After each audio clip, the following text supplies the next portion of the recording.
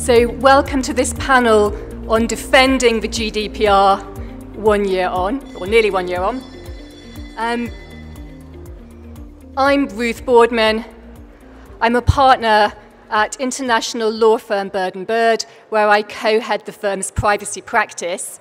And I'm delighted to welcome our keynote speaker and an expert panel to debate this topic.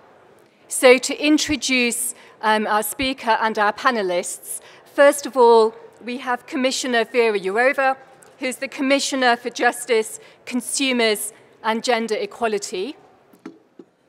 And then we have a very expert panel who have extremely impressive and long biographies, but in order to save most time for questions and debate, I'm going to introduce them very briefly. So in order in which they appear on the sofa, we have first of all Marit Hansen, who is the head of the Schleswig-Holstein Data Protection Authority, the Unabhängiges Landeszentrum für Datenschutz. Then to her left, we have Gloria Fuster, who's a professor here at the Vrije Universiteit in Brussels at the Faculty of Law and Criminology. Then we have Michał, Boni, who's a member of the European Parliament, and before that had a distinguished career as a minister in Poland. Next to Michał, we have Anna Fielder, who is a privacy and consumer advocate. She works as a senior policy advisor to the Transatlantic Consumer Dialogue, and she also is the chair emeritus of Privacy International in recognition of her long-standing role there. Then we also have Renate and Nikolay, who is head of cabinet for Commissioner Jourova. And last but certainly not least, we have Lana from Google, who has very kindly stepped into the shoes of Stephan Micklitz, who is snowed in Berlin. So with that, I'm going to hand over to Commissioner Jourova, who's going to give us a speech on her perspectives on GDPR. Thank you, Commissioner.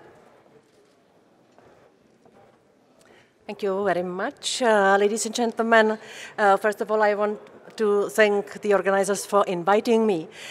Second thing, I cannot see you properly. I don't know from your faces whether you are friends or enemies of GDPR. Not enemies, opponents, not to speak about enemies. You are smiling, which I still don't know what it means. My task here is to say a few words about, yes, how I see GDPR from my perspective of the commissioner who got GDPR to her agenda in 2014. I have my colleague Renate Nikolay here, who is my head of cabinet. She was a visit earlier than me, so later she will tell you about the beginning of the gathering of ideas and thoughts about how to protect the people's privacy better in the EU. I will ask her myself one day, because I didn't ask about this much.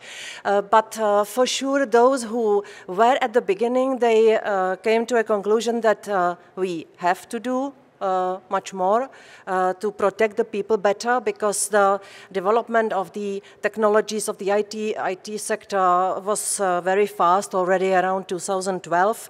The rules to protect the EU citizens' privacy dated from 1995, if I'm not mistaken. So it's a prehistoric moment from the point of view of digital revolution. And that's why it was needed. And what was the task? I think it was a headache for those who were inventing the framework and the philosophy of the better protection.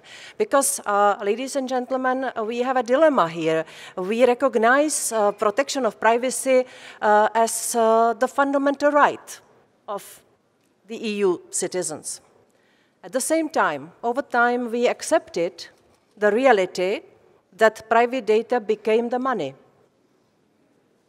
a commodity which is traded We pay by our or with our private data a lot of products which are sold online. So this sounds very difficult, and it is very difficult. And GDPR, ladies and gentlemen, is the attempt, is the result of all the thoughts how to tackle with those two principles. The thing is even more difficult, because when you ask, if I ask any of you how you feel, how strongly you should be protected from the point of view of privacy, I would bet I will get different replies.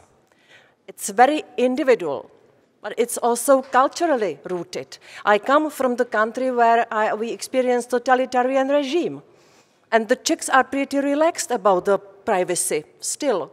And I asked the Czech people, why don't you fear that your private data can be abused? And the answer is more or less the following: there will always be somebody spying us, some kind of resignation.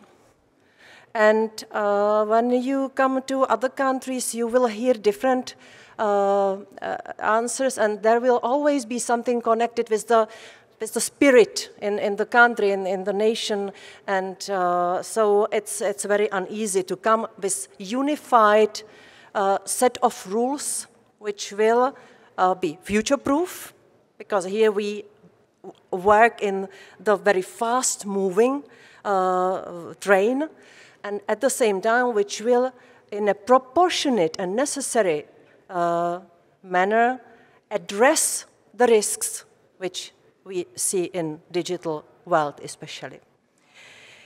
And let's not be naive. With GDPR, we are not addressing only the risks which are coming from the private sector. Of course, when speaking about the breach of privacy, we see the big scandals, and one of them was Facebook and Cambridge Analytica case from the last year, which opened the eyes of many people. We also so we are not speaking only about regulation, which should tame the appetite of the private sector to monetize our privacy. We also speak about the limiting of the access of the states, of the public sector. And this is also something with what the GDPR tries to achieve. So, very difficult task of the co-legislators. You know that GDPR came into force last year on the 25th of May, so now we are in, I think, 8 months of still, I would say, testing period.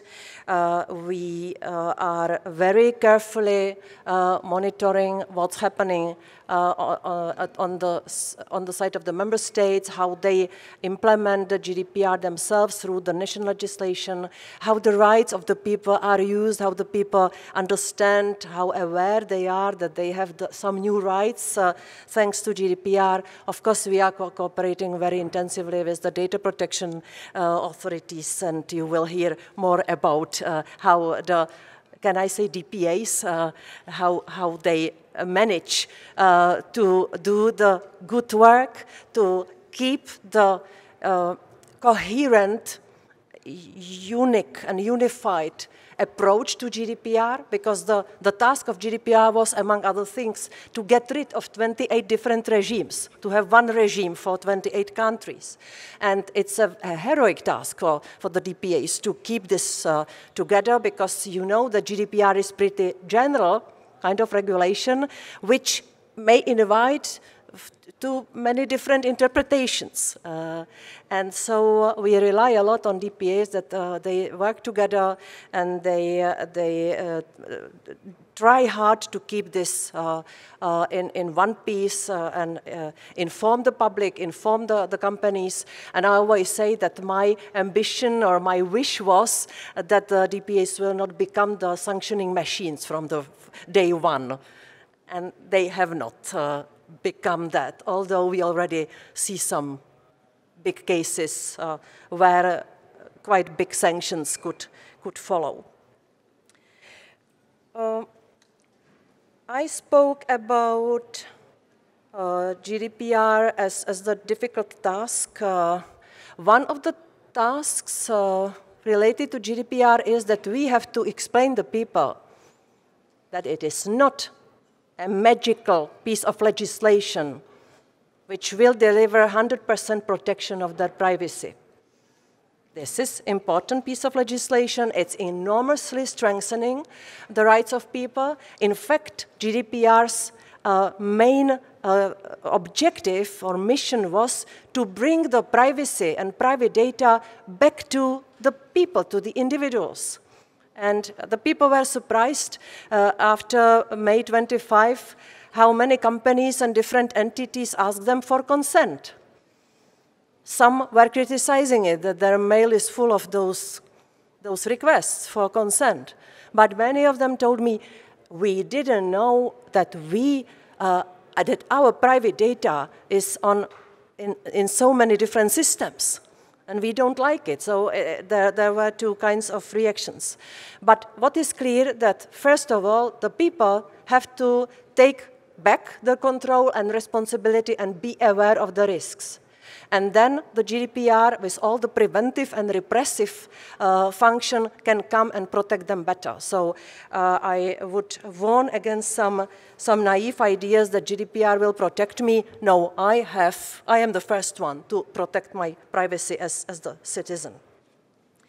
I mentioned a little bit the scandals and the Cambridge Analytica case.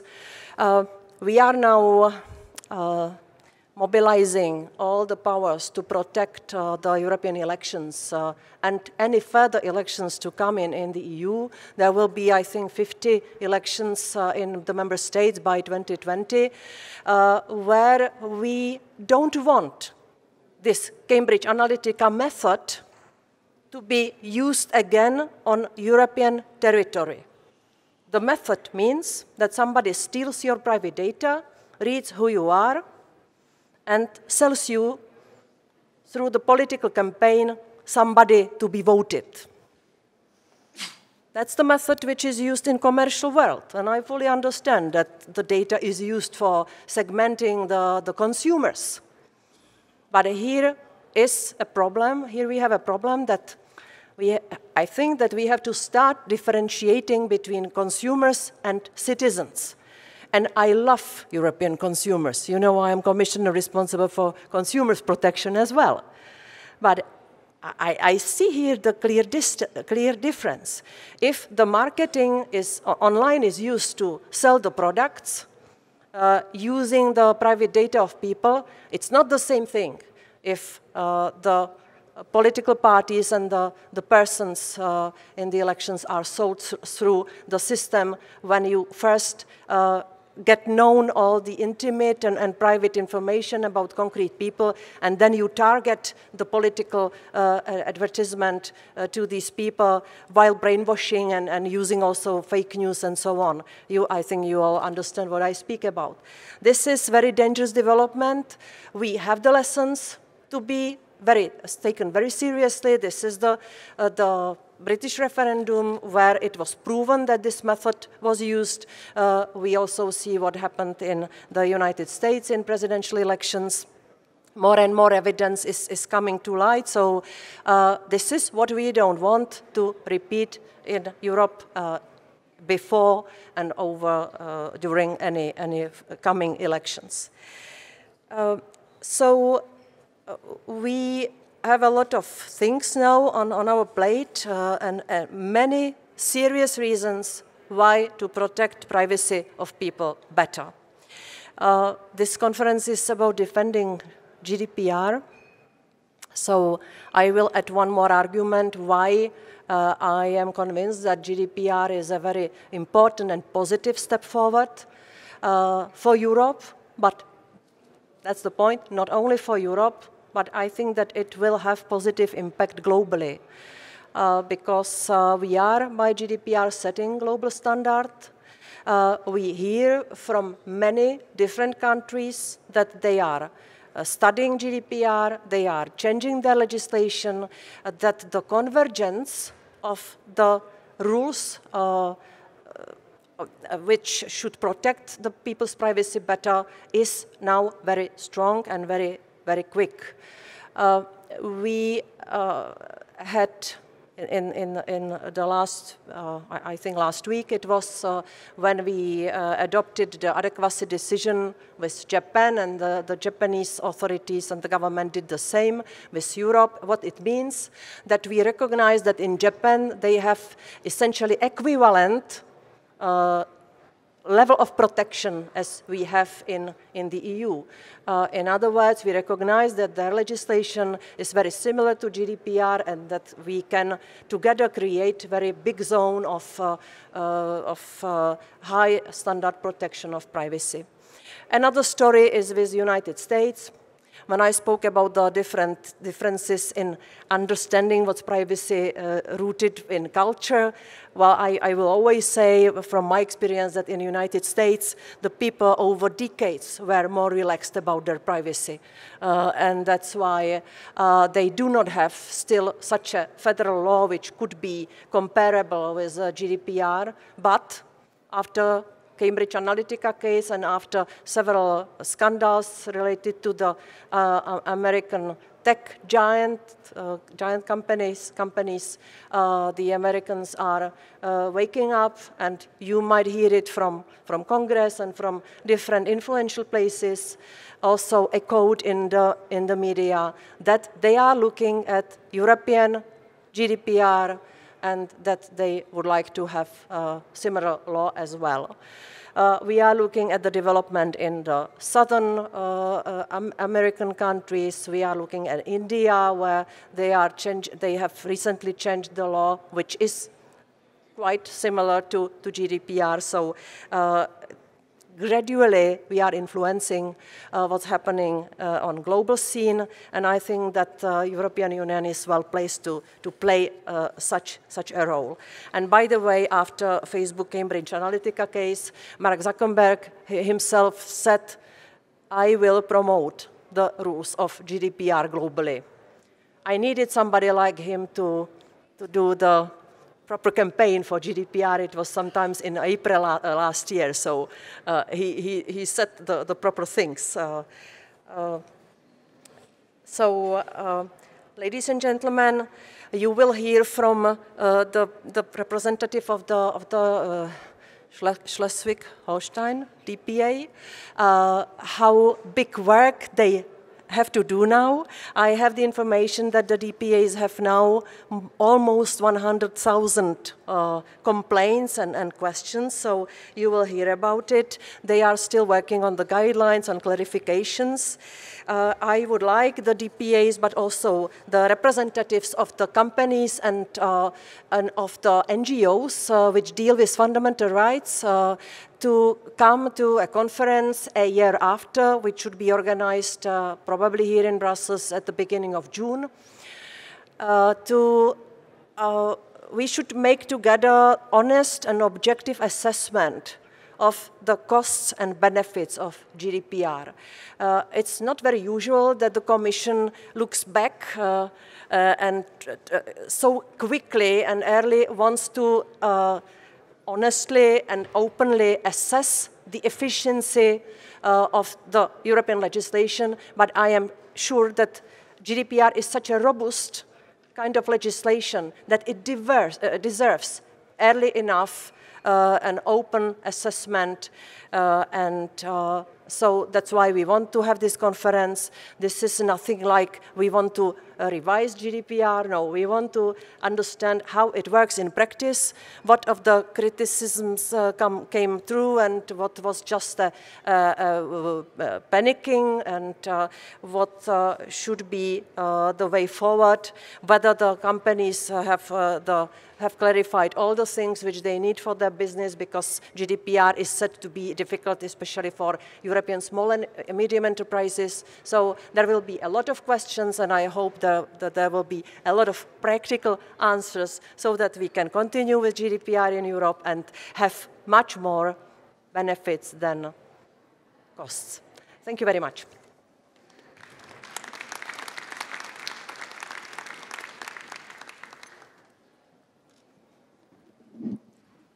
So Thank you very much, Commissioner Jourova.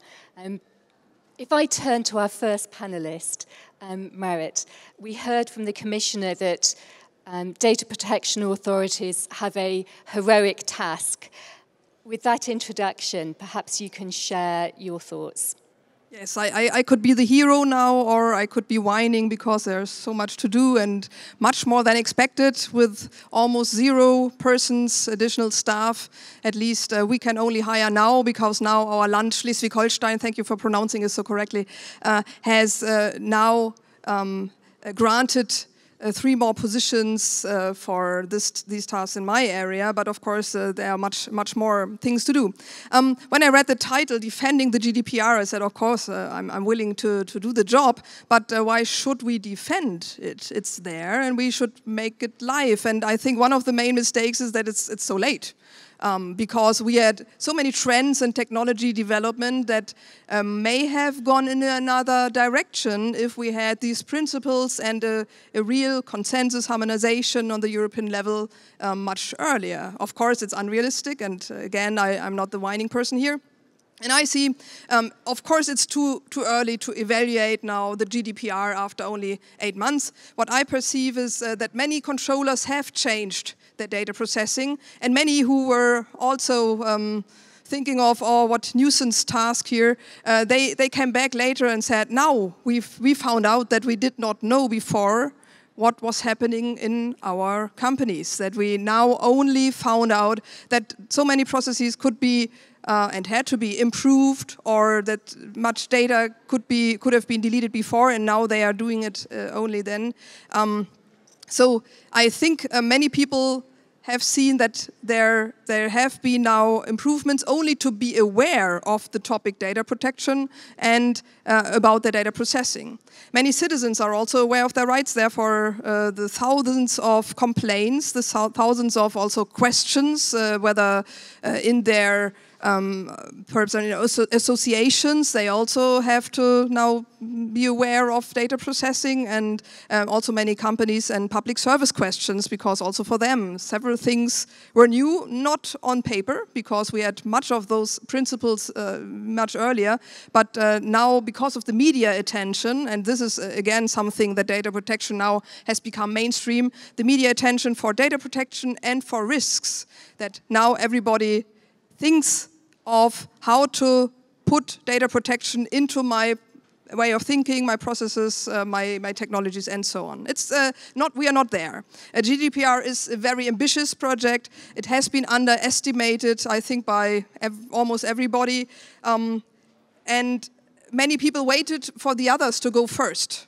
And let's see how others will do the best solution. Of course, this could have worked if then the associations, business associations, for example, could have had provided the standardized and best practice solutions. I think we were missing at that some solutions at that end, and still a task to propose good solutions, better solutions than before, so that people can rethink their processes and do the work. Not all of the data controllers have done it. Many people thought, let's wait for the others, and but now at the latest is the time.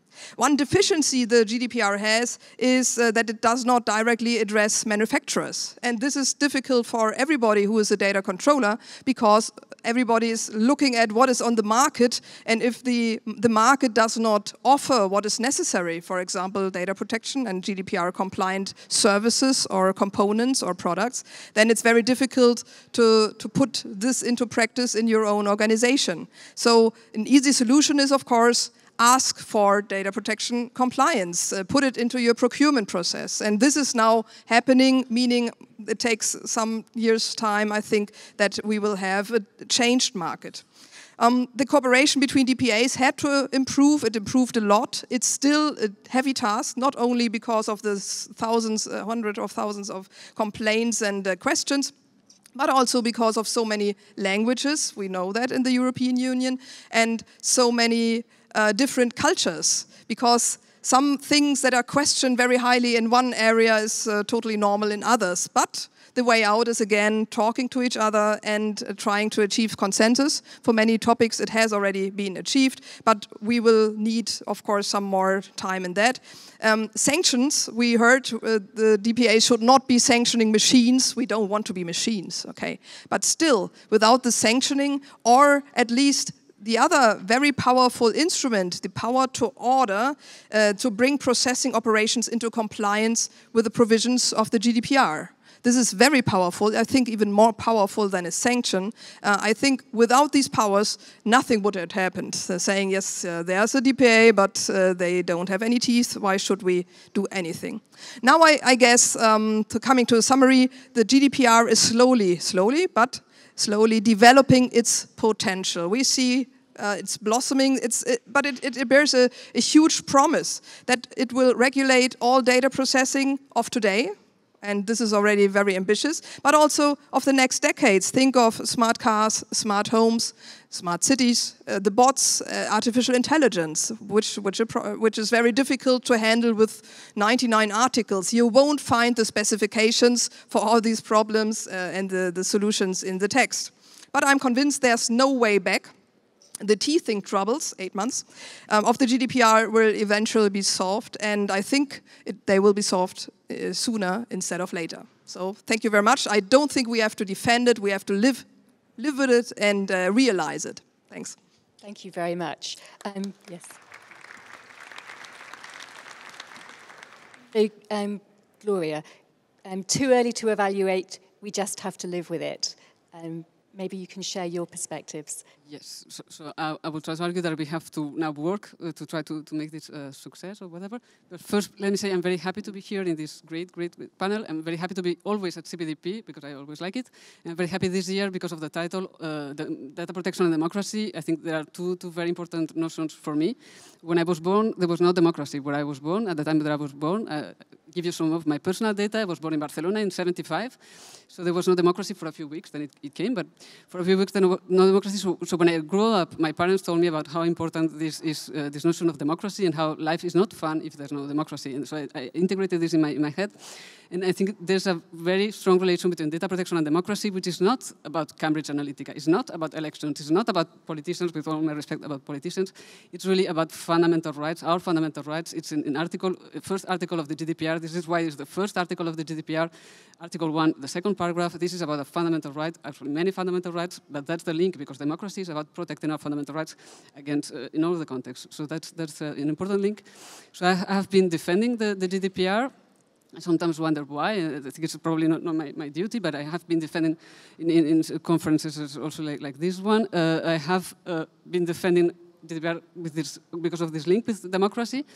And I have actually also have to say that actually the criticism usually, or the misunderstandings, emerge in this kind of conferences. When I go to the event of people from the other side, I think they are very, very polite. They always have this very line of argumentation that it's not me, it's them. No, you say, it's like they say, we love data protection, but just like we want to join the AI community, so we cannot believe in data protection. So people use this cultural argument that I think it's very funny. No, somebody told me, no, you have very beautiful rights, beautiful regulations, but this doesn't fit the culture of my member state. And it was an Italian prosecutor, and I say, well, yes, I think Italy, maybe you should have some culture of privacy, data protection. You had some great thinkers about this. So I'm not convinced about this, the relativity of data protection across Europe. So I have been defending the GDPR. I have also been criticizing the GDPR. Normally I do this like the same day. I can do the two things. I'm an academic. I think it's very important that we criticize the GDPR, that we criticize all the instruments of the European Union, that we criticize the existing ones and the upcoming ones if they deserve to be criticized. This is also very closely related to democracy, that we criticize as academics freely whatever we want to criticize. Maybe not our duty, but certainly our right. So that I think we should also do it for the successful implementation of democracy. So that's the one. So I don't think the big threat to the successful implementation of the GDPR is criticism. I think there are two big threats. One is avoidance, GDPR avoidance, and one is GDPR denial. GDPR avoidance, I don't have a lot of time, so I will not go into the details. Luckily for all of you, there's somebody from Google in our panel, and maybe they can develop more this GDPR avoidance on how to claim that some data protection rules do not systematically apply to them.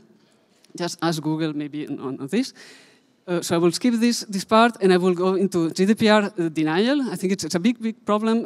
Of course, if you're a data controller and you deny the existence of the GDPR, you might be in trouble.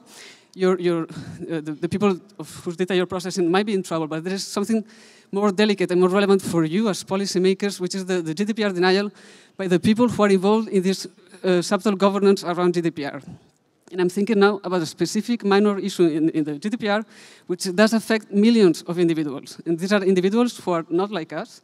They are smaller than us. They are smaller. We call them normally children. Eventually they grow. And do they have, these smaller individuals, do they have smaller rights? No. Do they have equal rights? No, they have greater rights. In data protection, for the GDPR, children deserve stronger protection. And the question is, are we now giving this stronger protection to children? No, no. And one of the reasons why is that we somehow decided that actually we cannot involve directly children into the discussions of data protection. I think I can agree. We cannot bring in data protection to children to CPDP because we all know that they are very busy. They are busy playing Fortnite, so if you want to bring them in, they say, no, just one game. Okay, so we cannot rely on children, so we accepted that we will ask representatives of children, which are the representatives of parents. And then the problem that we have is, of course, parents take many shapes, but we are asking some representatives of parents that actually have been saying, we don't believe in the GDPR. We don't believe in parental consent. We don't believe in this idea that you can represent your children in terms of data protection. So I don't know if you're following, there's a sort of conceptual flaw that we are taking as representatives of children, parents who say we don't represent children because children have to tell you whatever about data protection, protect themselves or something like this. There's a conceptual flaw, but in practice, this relates that there's a policy gap, a very strong policy gap. So May implementation of the GDPR, what has happened? Like the age of parental consent is indeed a national issue. Okay, we delegate this to member states, but the protection of children is not a national issue. It concerns everybody. The Council of Europe is more or less taking this seriously. They even gave a prize to some very respected researchers doing important research on this, but what is the European Commission, what are we doing about this? I think not enough. So I will stop here. Thank you. Thank you very much. And, Michael, an objective assessment of costs and benefits, according to Commissioner Jourova. Over to you. First of all, thank you very much for the invitation. I would like to start with some concerns addressed to the name of this debate, defending GDPR, because I think that it's clear that we need to defend GDPR, but the main issue is to promote GDPR. When we are looking at the European Union, we have 22 countries which implemented GDPR, not fully, and 6 countries out of implementation of GDPR. So this is a real problem. When we are looking at some voices from business sides, from some institutions, there are many criticism, and this criticism very often is based on ignorance, not the real knowledge about how GDPR should function and what GDPR is, but with ignorance that this is a burden. And I think we have lost something in the time which we have signed the declaration that it's going on GDPR and entering into force at the end of May last year.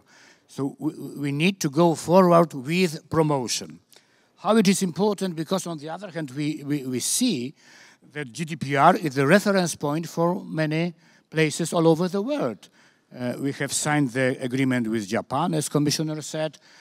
We are working with on the agreement with South Korea.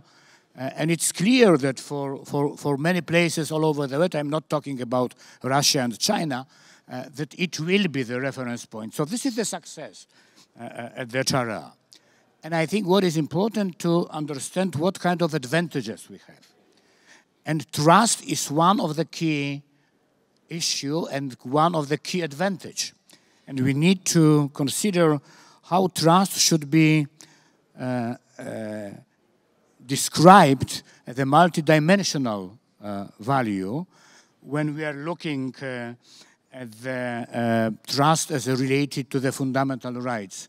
It's important for us as citizens, as we are looking at the trust as societal value when it's creating the social capital and confidence just between people in many different groups. For example, also in Facebook, yes? We need to trust each other when we are starting be active in some social groups. And of course, this is the economic added value when the business is taking more profits due to real trustworthy involvement of the consumers.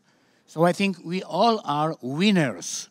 And if we are winners, we need to understand how to implement this solution. And also, what is important for us is to consider how important it is for us as users, because this is a completely new situation. We are protected not only by law, but we are protected, first of all, by our aware decisions, because informed consent is our individual decision.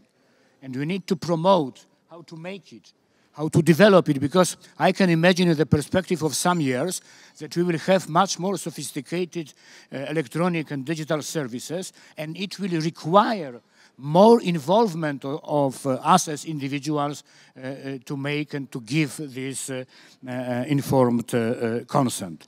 So it is very, very important how to make it. And the point related to implementation of GDPR, with full respect to you and appreciation of your work, because when I'm looking, I'm from Poland, at some countries, I think that we have no proper capacity and capability to implement GDPR. There is no money, there is no strong institutions, and so on. So who should support and advise small businesses, for example? And I think that this is one of the key issues. So the last message is go forward, go ahead, but consider how GDPR should be promoted better, should be understood by all partners with this understanding of the advantages as, for example, trust in all those dimensions as related to fundamental rights, as related to social capital, and as related to the business positive solutions. And forget about ignorance, and ignore the ignorance.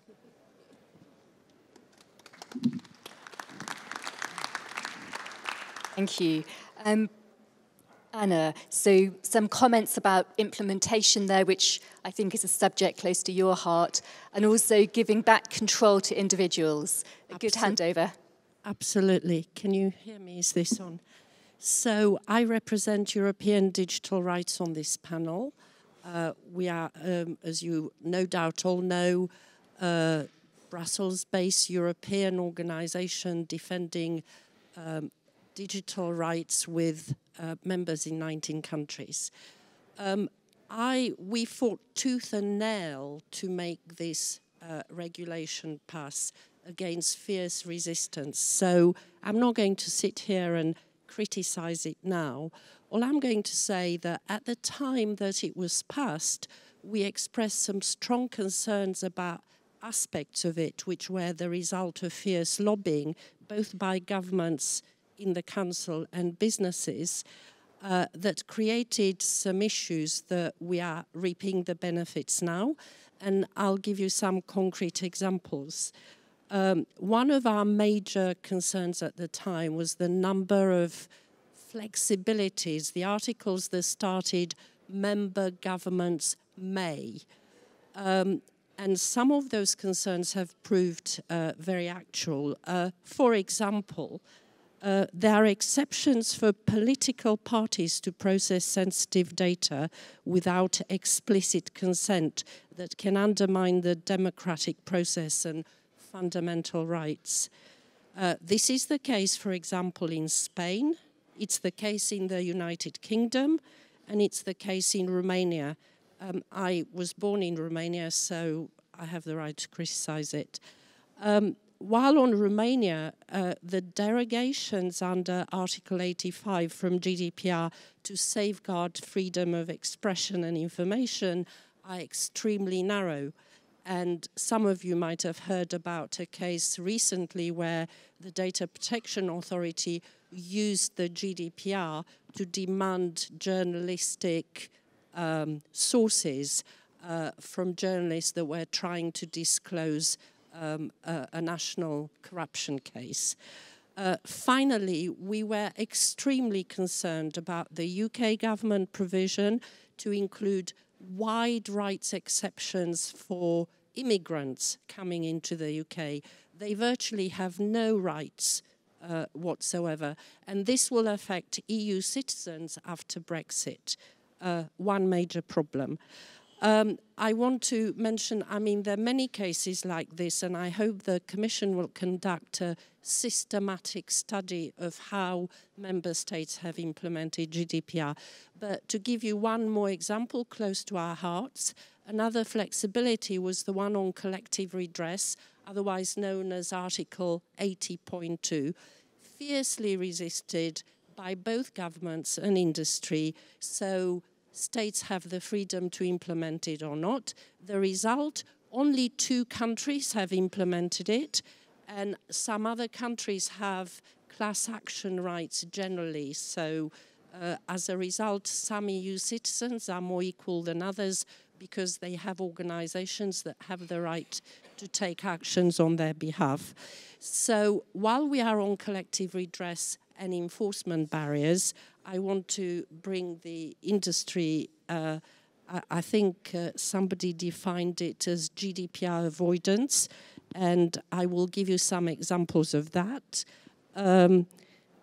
There was a brilliant workshop earlier today by Privacy International that was talking about data brokers. That is the hidden industry that very few consumers and citizens know about, collecting data of millions of people, and it was NGOs that have seriously investigated the case and made complaints in several countries. Max Schrems's organization, NOIB, only a few days ago filed 8 complaints on the right to access, bringing Netflix, Spotify and YouTube into the spotlight. Coordinated by BERG, the European Consumer Organization, consumer groups in 7 countries have filed complaints against unlawful Google location tracking on Android devices based on research of the Norway Consumer Council. And Kasia from Panopticon also brought the example of her introducing a complaint in Poland and 3 other countries about ad targeting devices. All this is to say that the regulation is there, it has to be implemented. It's not being implemented properly at the moment, either by governments or industry. Some actions are happening, which are very good from DPAs, and you know, I want to congratulate our colleague here for receiving the first large fine from CNIL recently. But maybe we can discuss what can we do going forward, because I don't have time anymore.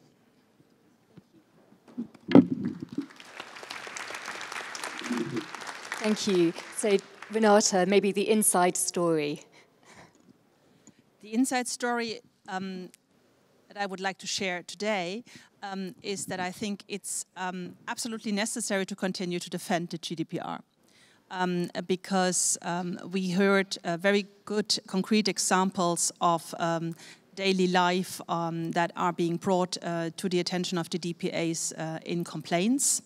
We are in the Commission looking and gathering the information on all the national implementation laws. Some of that is the result of a very, very close cooperation with these member states. There were several member states where throughout the process of their adoption of their national laws, especially the ones who were the first ones, we saw earlier versions, we commented on them, they changed the versions so that, you know, we were happier with what we saw in the final result. But of course, then it becomes the part of a deliberation in the national parliaments, and we don't have a final overview yet, as you know. But this kind of, you know, implementation work and also the control as guardian of the treaty that we need to play as Commission continues. The same goes in the cooperation with the DPAs, where I would share what we heard from the representative from Schleswig-Holstein, that we are still in the making of creating what I always call a culture, a European culture of privacy, because we had, let's not forget that, the Commissioner said it, for over 20 years rules already. But we had very different applications, we had different structures of resources of how they've been enforced, and we have a unique chance, if we manage that in the coming years, to bring that up to a more similar level. That is not yet the case, as we heard from Mr. Boni, in terms of the resources. The Commissioner has written several times to the ministers to recall the need to kind of staff the data protection authorities accordingly so that they can do their job. And their job is a twofold job. It's a job in addressing the complaints of individuals and being kind of the guardians of the rights of the individuals. But as important is their job to have the ear open for the needs of business and to be a partner for business so that business can kind of turn into this approach of being an accountability kind of a process, because that's the shift that we have done with the GDPR, and that only works if there are DPAs who have an open ear and can actually be a partner and a dialogue partner in this. I'm nevertheless very impressed with the work the DPAs have done so far. I'm very impressed with the board and the leadership of the board under Madame Jelinek. I think we had already some bumpy faces in the last couple of months, and we managed them.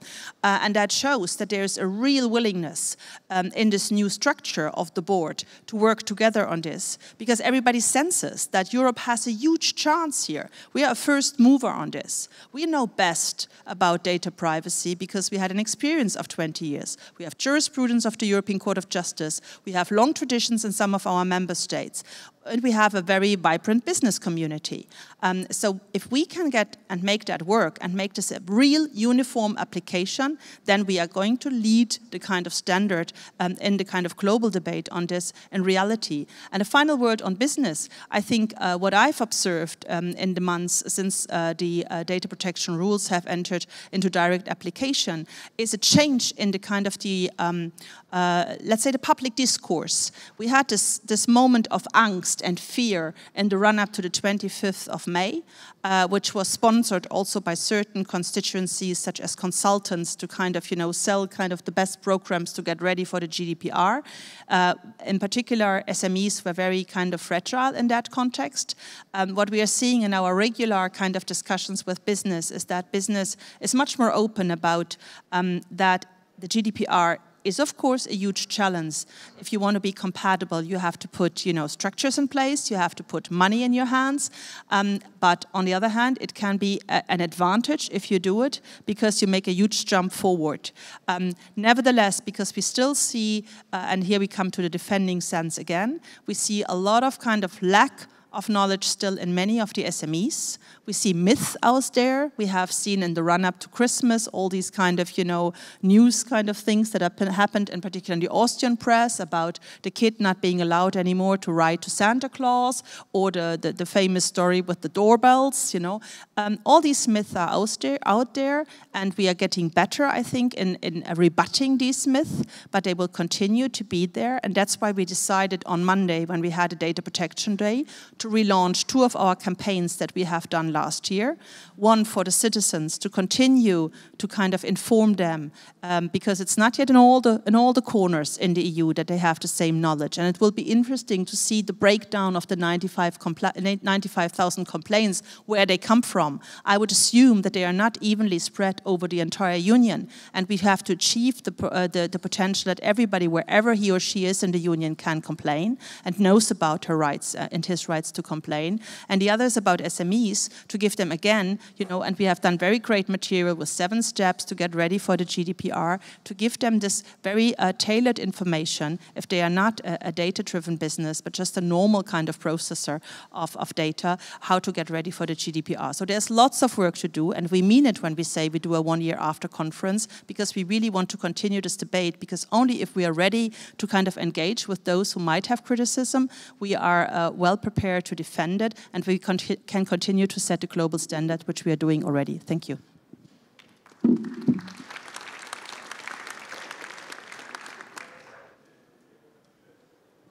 Is this on? Yes. Hi, everybody. I'm Lana Komori. I'm a public policy manager at Google, and I focus on privacy and data governance issues across the EMEA region. And I'm stepping in for my colleague Stephan Micklitz from engineering, who is indeed, as Ruth said, snowed in Berlin and stuck at the airport. So thank you for having me.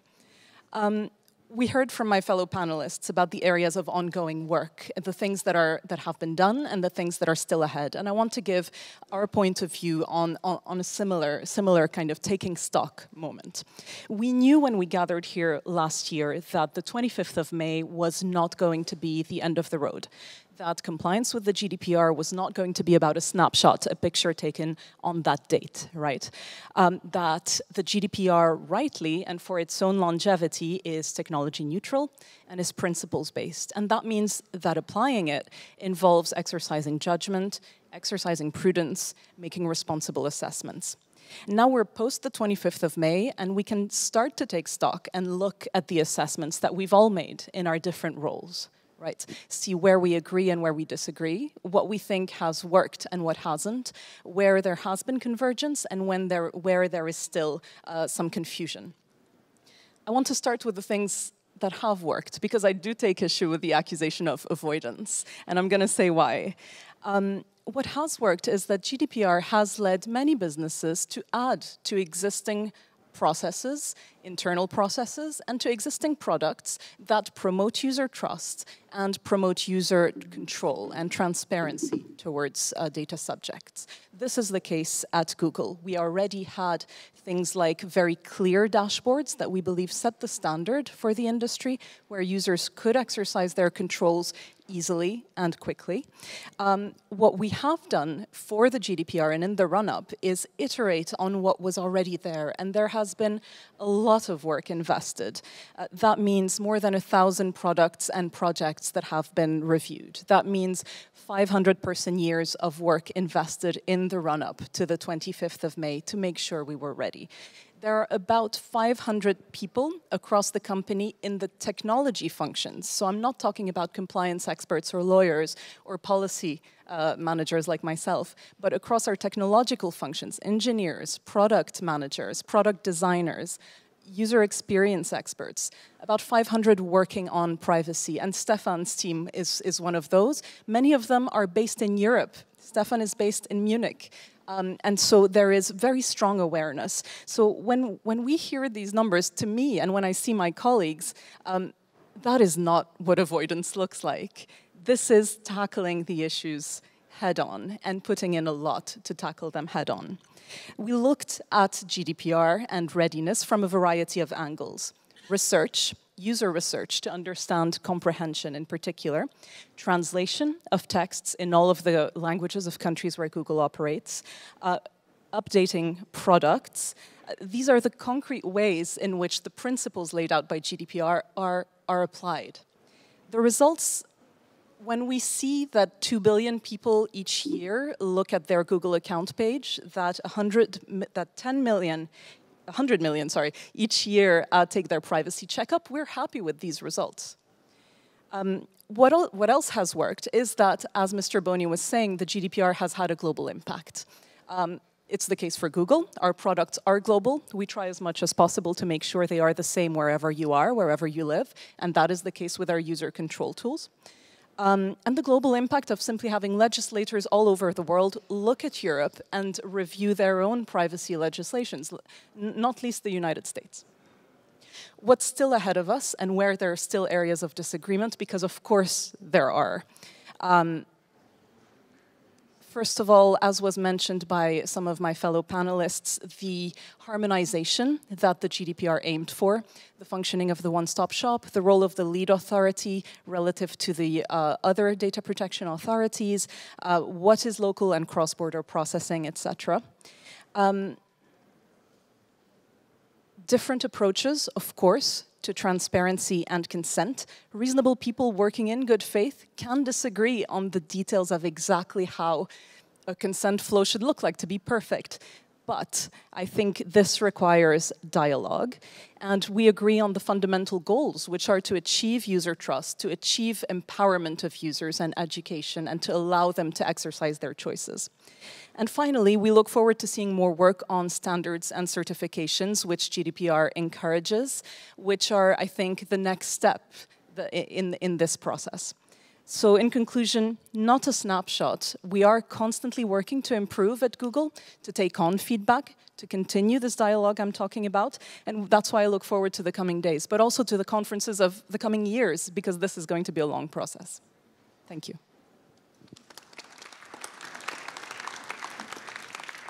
Thank you. I can tell that some of the panelists are keen to respond on some of those points, but I can also tell from looking around the audience that there are people here who are keen to ask questions. We have very little time left, so what I'm going to suggest is if you do have a question for the panel, if you could come to the microphone, and we will maybe take a couple of questions together to try and move through them more quickly. So, is there anybody in the audience who has in which case, do you want to come to the microphone? And if there's somebody else who has a question as well, do you want to come immediately behind this lady so we can take 2 questions together? So, okay. Hi, I'm Barbara Ekel. I'm the DPO of the European Central Bank. And I share everything positive that's been said about the GDPR, even though it's created a lot of work for us. It's an enlightened piece of legislation. Nevertheless, in the last year, I found myself very often asking myself whether and to what extent it is necessary to protect people from themselves. If we think about all the information people willingly, voluntarily put out on social media, like Facebook, which enables and allows data brokers, companies to make use of that, I just wonder how far we have to go to educate people in order to shield themselves from the consequences of their actions. I can see the use of social media postings everywhere. I mean, we use it for sentiment analysis.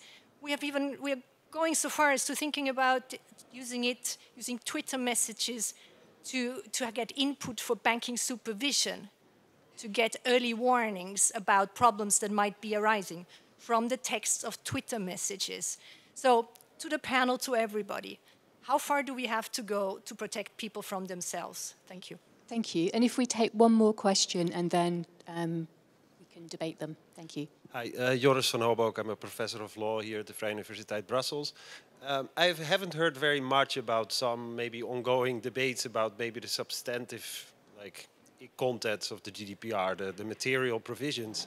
And I do think that there are some really good things to worry about. You know, some of the basic concepts, personal data, who's a controller, those are things that have been designed very long time ago, and the principles, they maybe still really look very good on paper, but applying them to network data processing practices are very complicated. And I just think that maybe the fact that the GDPR in many sense didn't change a lot is we're going to run into that maybe at some point. And I would like to hear a little bit of the perspective of the panel of what type of maybe more radical legal innovation will need to happen also in the coming decade to do that kind of work. You know, what may be necessary in the future.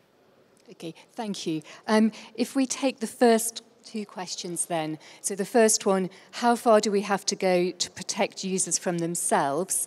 And again, to make the best use of time, I was going to suggest that we don't try and have everyone answering every question. So maybe, unless you disagree, yes, I was going to suggest maybe for the first question, Marit, Anna, and maybe Lana as well.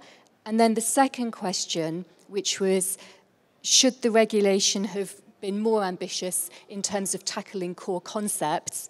I was going to suggest maybe Renate, Gloria, and Mr. Boni. So, okay, then, Marit, thank you. Then I'll begin. Is it necessary to protect people from themselves? Many people don't know about risks, and even the transparency provisions that are now in the GDPR and are more or less fulfilled in some way, perhaps not easily understandable and in no intuitive way perceivable. Even then, it's not totally clear to people that there are risks. But most of the complaints we are receiving are not from people who are already online with everything they share. So I got one complaint of a person, I complain that GDPR is crap because I want to issue everything here openly. So therefore I had to handle a different kind of complaint. That was one against thousands of complaints. Some are even written on paper. Because the people have no computer or no internet and not email, nothing like them. And they feel discriminated, or they have some feelings that it's not working well. But also about the social media sentiment analysis, you said we are doing that. I first thought it's an abstract we, but it seems to be that the banks are doing that sentiment analysis of Twitter or perhaps Facebook media coverage. Do people know that this may be related to the next ad they are receiving via Facebook or other matters, or is it combined with some their email account information? Or so?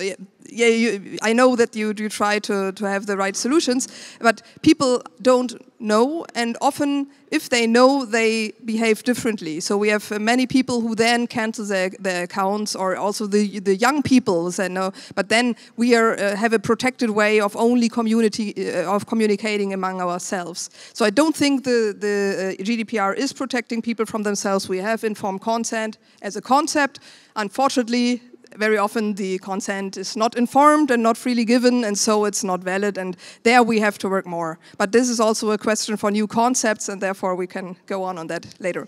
Thank you. Anna.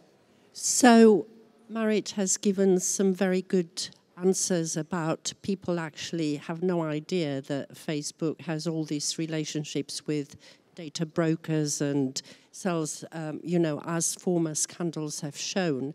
But I will also point out that a lot of these platforms actually do what we call dark patterns. In other words, behavioral, psychological ways of making people agree with what they do. Like they have the yes button in big green and the other. So no, the answer is you can educate people all you want, but people have private lives. They want to just enjoy social media in the belief that they are properly protected. So why we should put the onus on people to do everything by themselves? I think you have to have a balance there.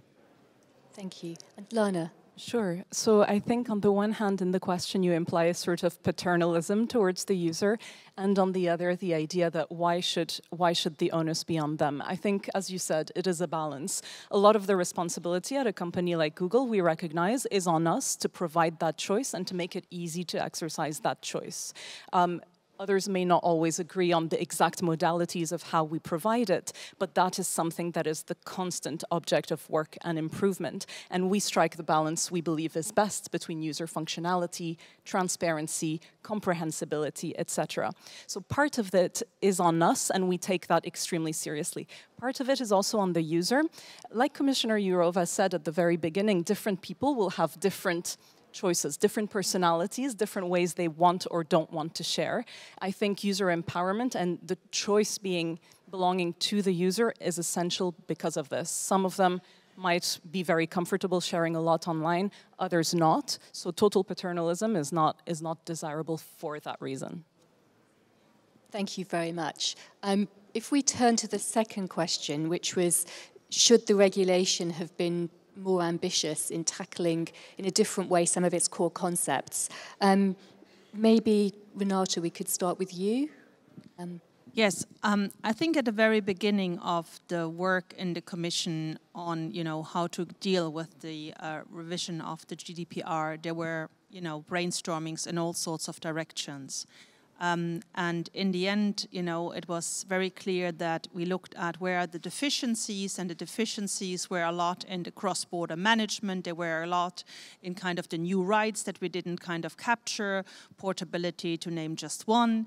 There were a lot on the governance and, the one-stop shop, the kind of lead authority, how we cooperate between the data protection authorities, all that came about. Having been quite involved in the machine room throughout the negotiations, including in the trilogues, where also some of that came up, and some, quite heavily involved in it, also raised public doubts whether the whole concept of consent is still the right in our digital reality of today. Honestly, I don't think that's the right question to kind of ask at this stage. I'm not kind of saying that we might in 5 to 10 years come back to that when we are really talking about a potential drawing lessons and maybe revising the revised GDPR. But what we observe, and we are very involved in that, and what we call the convergence that we see in the world on privacy conversations, is that, the fundamental principles, which are you need a number of rights, individual rights, which are linked to your privacy. You need them to be enforceable. And in order to enable that, you need an independent authority to have a dealing in that. That is something that has become very common. When you look at what Brazil, before the last presidential election, still adopted, when you look at what we are building on what we have built on in our adequacy decision with Japan, what we are building on in the Korean context, when you're looking at the Indian debate, and so forth. And this is, when you look at the international scene, the Convention 108 in the Council of Europe, which we should not forget either, which has, of course, been heavily inspired by us. So I think the immediate question, for me, the immediate kind of intellectual challenge that I think we will be facing, and I assume that the next Commission will be very busy with that, is rather to deal with the challenges on, what we always call, we have a lot of rules for the offline environment, and we don't quite know how to deal with that in the online environment. The election package that the Commissioner referred to is one thing. We have all sorts of very clear rules for old-fashioned political campaigning, billboards, how much space they can have, silence periods, equality of arms. We have nothing of that, nothing, when it comes to online campaigning, and everybody involved in politics knows that this is actually where the market is today. That's the Wild West. And because we have very limited competence in that at the EU level, with the election package, what this in reality was a wake-up call to member states, hey, wait a minute, and look at, are your rules still up for today's kind of purposes? That's pretty much all we could do, just try to shake up the system a little bit, because right after Facebook, Cambridge Analytica, when we saw the electoral commissioners for the first time, we were pretty shocked how little kind of, understanding there was. And I think this has improved since then. Or, to give you another example, all the work that we've been doing on having a safe internet. I'm talking about online hate speech, I'm talking about terrorist content, I'm talking about disinformation. And here we're in testing ground. We have, and we will monitor, we have just finished the 4th monitoring, and we will issue the latest figures on Monday. We have, as you might know, negotiated a code of conduct on getting within 24 hours off the kind of net what is clearly illegal online hate speech. What is clearly illegal already today in all 28 member states. If you kind of paint it on the wall, a policeman would come and fine you on it. If you have it on the net, we didn't have a system in place to react accordingly. Again, the offline-online kind of parity. On terrorist content, you might know that we have done a step further, because that's even more dangerous. And we wanted to get this off the net in 1 hour, and we have gone for legislation. But it's a piecemeal approach at the moment. So I think that's actually the real challenge, the intellectual challenge for the next Commission, to see what do we need in terms of a regulatory environment. So it's really to bring the digitalization in all our policy areas. That's what I see much more as the challenge. Very briefly, I fully agree with Nikolay that we need to focus on those threats, but also we need to imagine some new opportunities. So when you are putting the question about ambitious goals and much more ambitious regulation, I'm not sure if we need more ambitious regulation now. But we need to fully implement GDPR, and of course we need to add to GDPR the complementary solution as e-privacy, yes, because it's very, very, very important, as a confidentiality of transferring of data and so on. But on the other hand, we need to imagine what will be what we will start really to change the paradigm of healthcare systems. And we will use all those new technologies, and we will transfer the data, we will use the data for better diagnosis and so on and so on. So we need to consider how to adjust those new solutions to the privacy protection and our fundamental rights. When we will discuss about artificial intelligence and interactions between humans and artificial intelligence, machine learning, there is the area, there is the space for new debate about privacy protection. Ethical issues which are important for artificial intelligence are also close to our fundamental rights. Yes? So I think that there is a room for further steps, and they will be related to GDPR. The privacy protection will be the core of those issues, but we need to consider what will be the most important. Strong regulation at the beginning of some new technologies implementation, or code of conduct, self-regulation, co-regulation as a pilot project, yes? How to make it much more adjustable and understandable for people. So, just to say, in my view, to be ambitious is not to be up to date with the latest buzzword and always change and always think that you have to reconfigure everything. I think the GDPR is very ambitious because it takes seriously reality. And that's daily life was mentioned, and I think if we can see and how this works in daily life, and I think that the complaints going to DPAs are because of people actually complain to NGOs, NGOs go to DPAs. This is what is happening. If we can just make this somehow real now, we can, in someday, not perhaps in June, but like someday in the future, discuss the future, but let's, for a while, discuss also the present, because it deserves some attention. Thank you. Okay, thank you. I'm going to try and maybe sum up the debate in the last 10 seconds. So to try and sum up, I would say we can't be complacent. We do need to defend the GDPR. However, as many of the panelists have said, we also have to do more to actually promote GDPR and to actually implement it. Hopefully that's a fair summary, and I'd like to invite you to thank the panelists for giving us such insightful and varied comments. Thank you.